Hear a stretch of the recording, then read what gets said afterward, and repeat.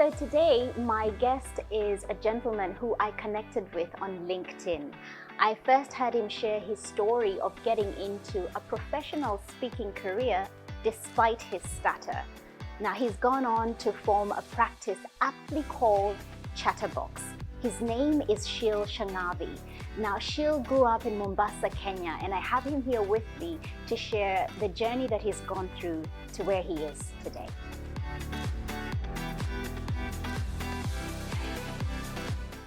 Welcome to Uplifting Studios TV, Shil. Thank you so much, Annie, and thank you for having me. I'm going to start with testing you with a little bit of Swahili. We're both from Kenya. Sure. Let's take it back to the motherland. Sure. Habari gani ndugu yangu? Mzuri sana. Habari yako? Niko salama. Karibu Uplifting Studios TV. I think that's a great introduction. All right. Now, let's start from the beginning, Shil. Sure. Why don't you paint us a picture of how it was growing up in Mombasa and perhaps some of your family values? Wow, that's taken me back a long time. Growing up in Mombasa there was a lot of really tough times growing up in Mombasa, but you balance it out with some of the memories I have. You know, I've been in Australia now for 23 years, but I still consider Mombasa my first home. Yeah. It's where everything started for me. So growing up in Mombasa school was tough. School was hard. I used to get into a lot of fights and I was bullied a lot for a bunch of things, including my stutter, as you mentioned in the beginning. But you balance it out with a lot of the memories I have with my parents, my sister. You know, there's a place in Mombasa called the Lighthouse. We used to go to Lighthouse for your coconuts and all the traditional stuff you eat in Lighthouse, and Pirates Bar and some of the restaurants and cafes. And I remember there was a guy in Old Town. He used to sell potatoes and chips, kachi bateta, but it was out of the mkokotenis. Oh my God. And it was super unhygienic, but it was so tasty. It's the best food. It's the best food. Street food is Absolutely. And so the memories I have is a combination of all that stuff. It's fun memories. Yeah. However, there's also a lot of very difficult things which I went through. And let's talk about the difficult stuff a little bit. Education, as you know, back home is such a big thing, especially with parents. It's always, you've got to get your kids educated. And you've mentioned that school was tough. There was bullying. Where do you think it came from? Why did you get picked on, and what effect did that have on you?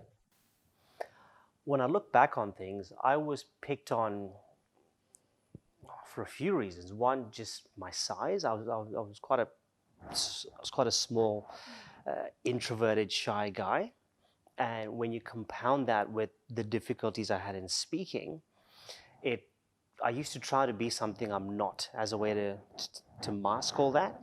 And so a way to draw attention to myself was always getting into trouble, and I would do really crazy things and get into trouble. And because of that, people would start to pick on me. I'd get into a lot of fights.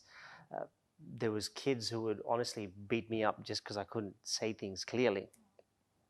And so what drove it all was a combination of the lack of confidence I had, the nerves I experienced, but just, kids from that age, they don't really care. They don't care. And what age was this? Oh, that was young. This is up to 5-10 years old, young.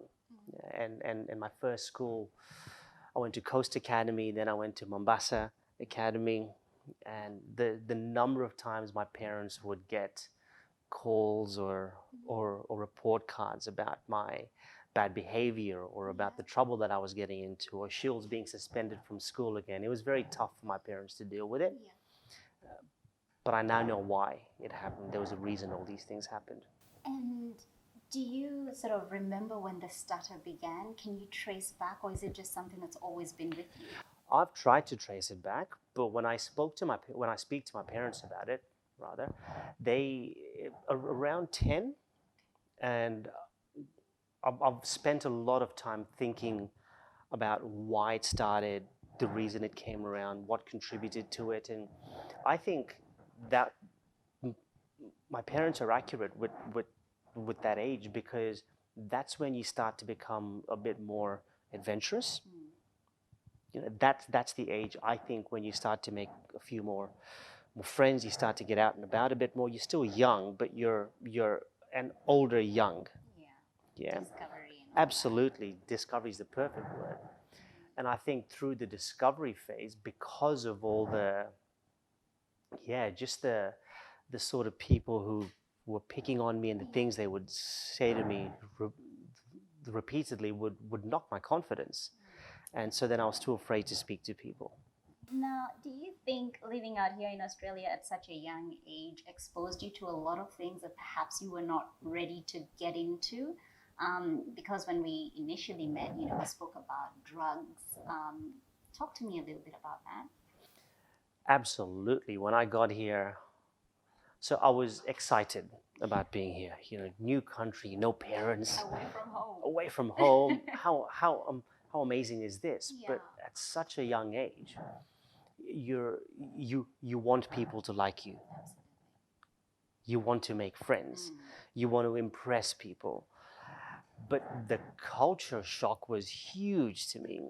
And I remember even going into school, and I hope this doesn't sound bad, but in Kenya, when you see a white person, you think, ooh, white person. Here, everywhere. And there was not many dark people here. So that was quite daunting for me. But it was always trying to impress people, trying to make friends. And through that, one of the things which I got into was drugs. And it's painful to say this, because I know my parents are going to watch this, but they know about all this as well. And so does my sister, and my best friends. They know about this. But unfortunately, I went down this path of I wanted to do the cool thing. I wanted to be accepted by the cool kids, and also it was a way to mask the anxieties which I feel, because there was a lot of new country, new people, new culture, new friends, trying to settle in. Here, Shil, try this.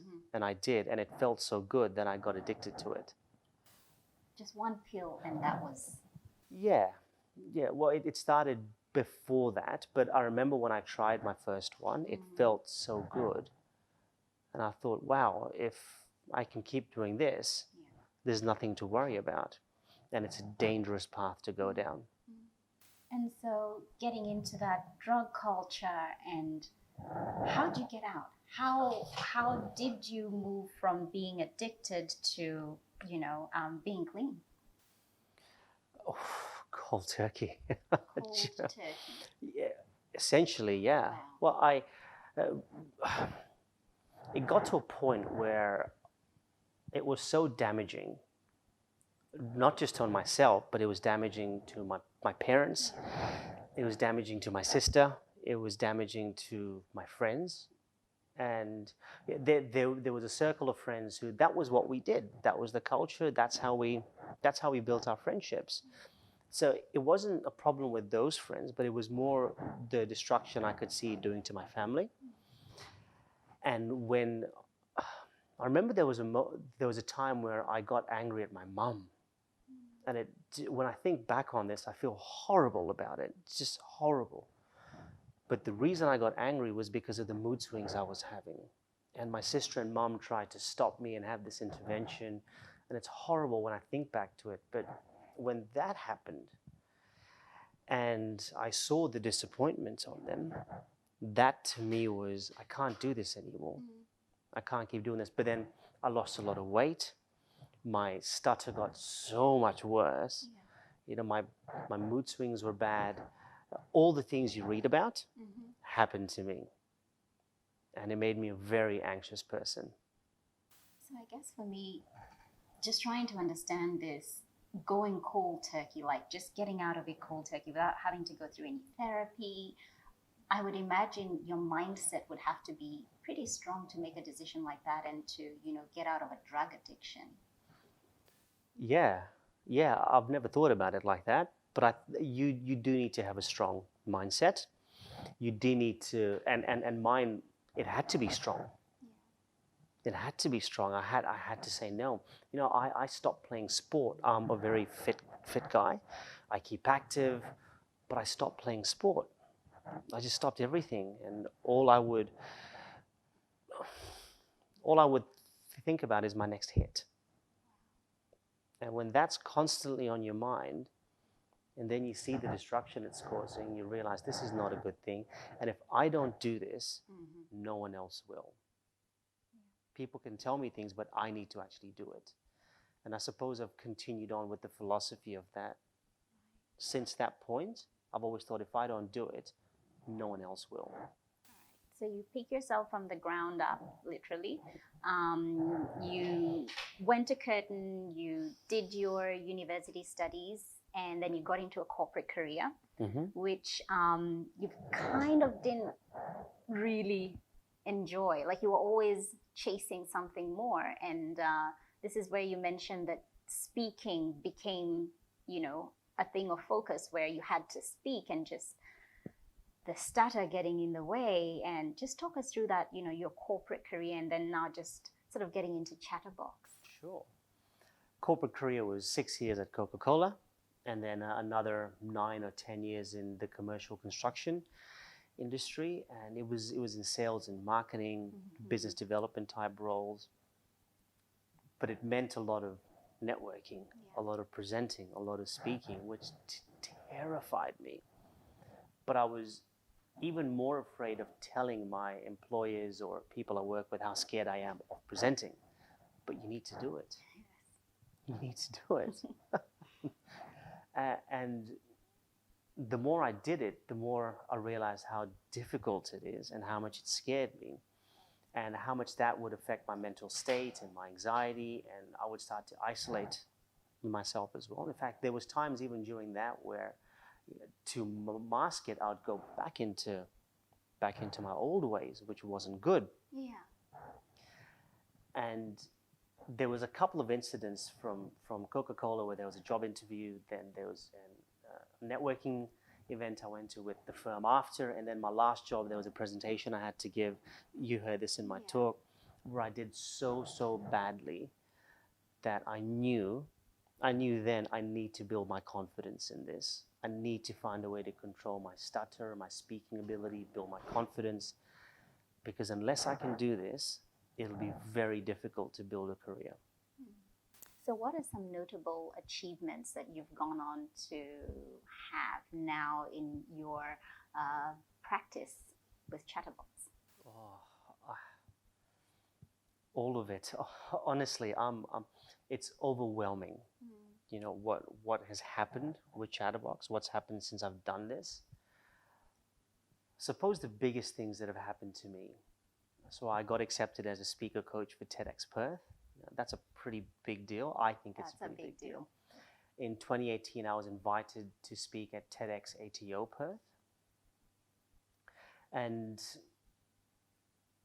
suppose just being recognized as a speaker, being respected as a speaker, I feel in itself is a big achievement for me, because it's I never ever thought I could have done something that's crazy, something like this.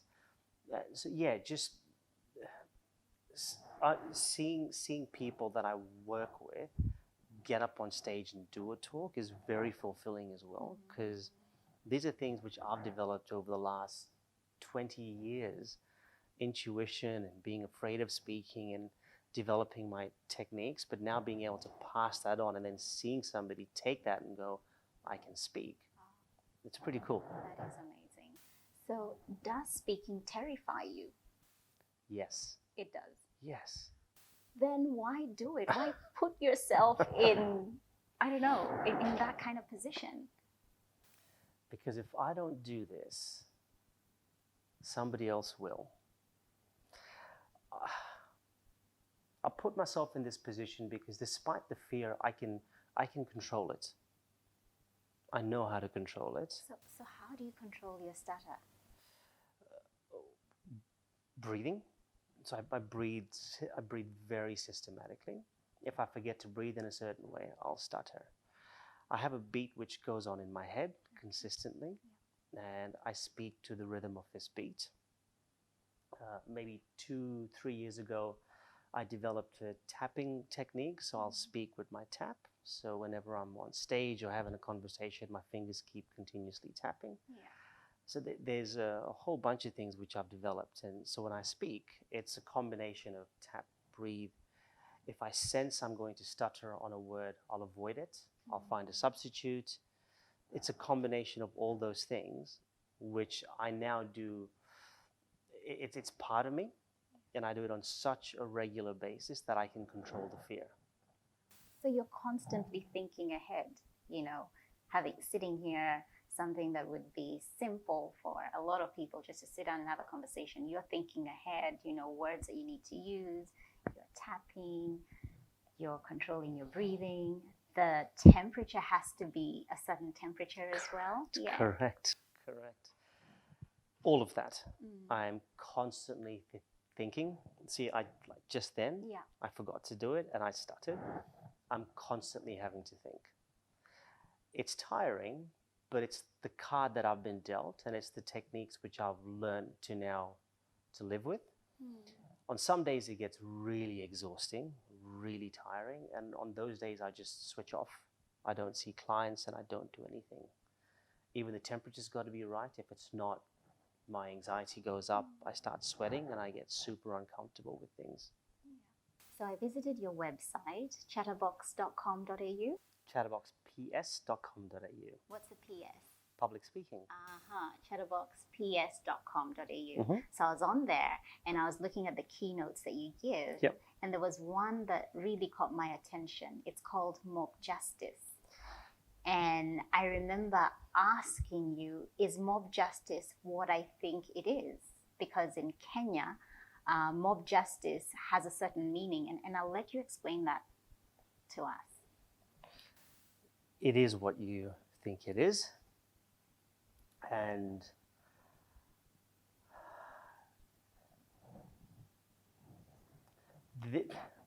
this is a hard one for me to talk about. And it's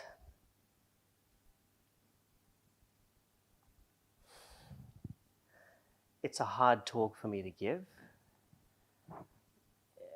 My parents are going to watch this. My sister's going to watch this, and something happened to me in Kenya, and it shouldn't happen to anybody. And I went through a situation where mob justice, where I was involved in an incident, and I'm lucky to have come out of that incident. Yes. And for a long time I couldn't sleep because the nightmare kept coming back. Yeah, and my parents and my sister know something happened. They don't know the full extent of it, and they're probably going to ask me after this, and I'll have to tell them, but I don't want to tell them because,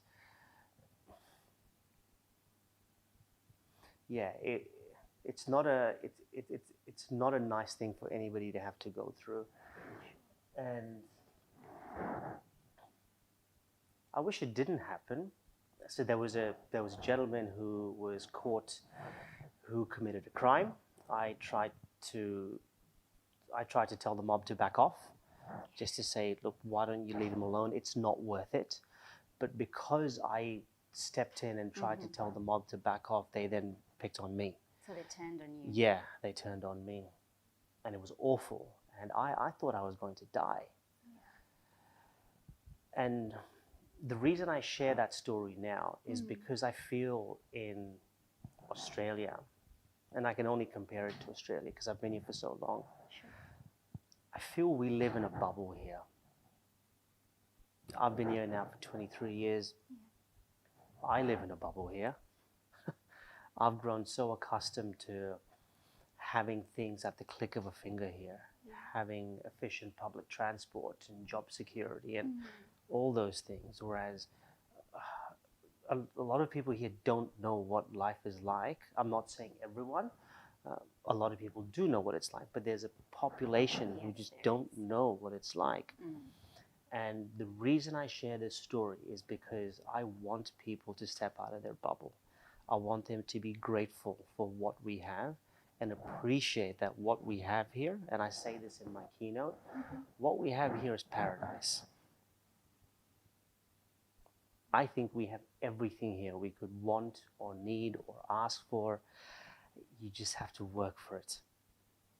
Absolutely. You have to work for it. And so I'm sorry to my sister and parents that they don't know the full extent of it. They will ask me, and when they ask me, I will tell them, and I'm sorry that I didn't tell them in the past, but there's a reason why I didn't, because I don't know how they would react to this. Yeah. And I guess, why choose to have something that causes you so much, I guess, distress when you think about it as a keynote? You know, just trying to draw on the fact that you have it there. And I know you mentioned that you were giving this keynote, I think, a week or so ago, but I know how deeply it affects you, and I can see that, Shil. I'm sorry. No, that's okay. That's okay. I give it because people need to know. Like, they need to understand that, you know, what you have the ability to go to work here and earn a living. We have a support network here. We have a sense of community here. You know, we don't have to steal and get beaten up for it to provide for your family here. Whereas where we're from, in a lot of cases, you do need to do that. A lot of people do need to do that. You know, but in addition to that, you know, my family has been through a lot of really difficult times with just people there, just with the mentality of people. And, you know, he's run a business there for a long time now, 40 years plus. And my parents do a lot of work there for charity. They give back. And despite their efforts, some of the things which have happened to my family are not warranted. You know, the crimes which have been committed are not warranted. And so when I see all that as well, I just think, you know, that it's a different life. It is. And if you've been here your whole life or not experienced what it's like in a third world country, you have no idea how different the world is. So I share this talk, and I shared this talk on Friday, as you mentioned, because I feel it's a message which needs to get out, and people need to hear this. But last year I was asked to do this talk on a few occasions, but there was a few occasions where my mindset wasn't prepared to share it. It's not an easy thing to share. You know, I delivered this talk to my wife for the first time maybe 8 months ago, and she was bawling her eyes out. Yeah. She was bawling her eyes out, and then I started to cry as well, because she knew something happened, but she didn't know the extent of it. So I go into detail around what happened and why it happened, because from a storytelling perspective, it's such a shame it happened. But it gives me a story to tell people, and it gives me a story to tell people. It gives me a story with a message to tell people. That's powerful. There's a lesson to be taken out of that. There is, and the lesson is gratitude. Be grateful for what you have. And you know what? Even as I say this, sometimes I don't appreciate the things that we have. Sometimes I complain that the internet is down, or the Uber Eats has sent me the wrong order. You know, there was one time where, more than one time, but one which stands out. I was hungry, I ordered Uber Eats, they sent me food, but it was the wrong order. So what do? I ring the restaurant and I blast them. And it was only until I put the phone down that I realized, oh, hang on, you sent me food to my door. And so I called him back and said, I'm really sorry. I'm really sorry. I shouldn't have spoken to you like that. Thanks for sending me food. Because in Kenya, there's no such thing as Uber. Yeah. There's no such thing as, well, in Mombasa anyway, there's no such thing as Uber Eats there.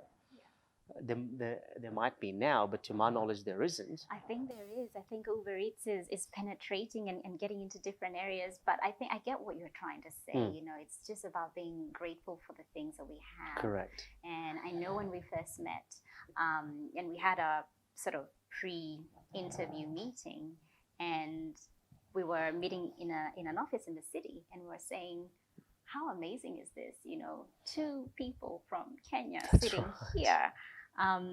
What are the odds? That's like, right. What are the odds, that, you know, in this beautiful country and doing what we do? And we just counted that a blessing and a privilege to be where we are at. So I get it. I get the whole gratitude. Correct. Now, talk to the little boy or the little girl who's in Mombasa, who's watching this, or perhaps any other part of the world.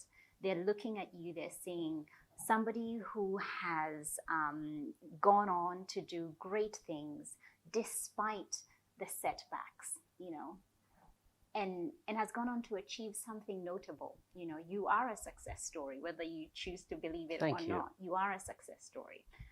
What's that message? They may never leave Mombasa. They may never leave where they are. But what would you say to them if they have a dream and they want to be something? What would you say to them? If you want to do something, really want to do something, put your mind to it 100%. It's not easy, and you will hear no more often than you'll hear yes. You will have setbacks constantly. Whatever those setbacks are, you'll have them constantly. But if you strengthen your mindset, and if you remind yourself that this is whatever it is you want to do, that this is what you actually want to do, and you focus on that 100%, block out the negativity, amazing things can happen. So whether you're a little boy in Mombasa, or you're somebody in Perth, Australia, or somebody in any part of the world, and you want to do something, you live once. You have one shot at life. Give it 100%. You know, don't give anything 80% and think, oh, I might try something else. Just give it 100%, full focus. And what I found was, I'm not a spiritual guy. I've never believed in this stuff, but when I put 100% into Chatterbox, 100% into my speaking career, because it terrifies me, but I love doing it. The world came back to me in some amazing ways. And so when you really dedicate yourself to something, people will see it. People will start to pick up on it. People will start to resonate, and it'll come back to you. Look, it will be scary. You will question yourself. You'll be forced to expose your vulnerability. You'll be forced to expose your weakness. I have done that, but my advice is own it. You know, people respect you. Everybody has a vulnerability. Some people don't. Most people have a vulnerability. Most people have a chink in their armor or something. So whether it's a stutter or anxiety issues, whatever, and there's 1,000 things out there, 1,000,000 things out there, whatever it is, accept it, own it, embrace it, and then flip your mindset. Think about whatever your weakness is as a superpower. Turn your kryptonite into a superpower and find a way to weave that into whatever you want to do. In my case, I thought, well, I have this. If I can really channel everything into controlling it, it'll make me a better speaker. So I took a kryptonite and I turned it into a superpower. And so for anybody who wants to do something and they feel like it's completely impossible, it's not. It's not. Just embrace it, turn it into a superpower, and amazing things will happen. I love that. Thank you so much, Shil. You know, I have no doubt that you are going to be a change maker, that you're going to have major ripples of effect, not just in our city of Perth, but beyond. And Thank you. thank you so much for coming here. Thank you for actually not coming here, for us being here. Thank you for having us in your home. And I just want to wish you all the best, Shil. Thank you so much. Thank you for having me. Cheers. So if you've enjoyed today's episode, why don't you go ahead and subscribe, Uplifting Studios TV. My name is Annie Gishiru. Until next time, take care.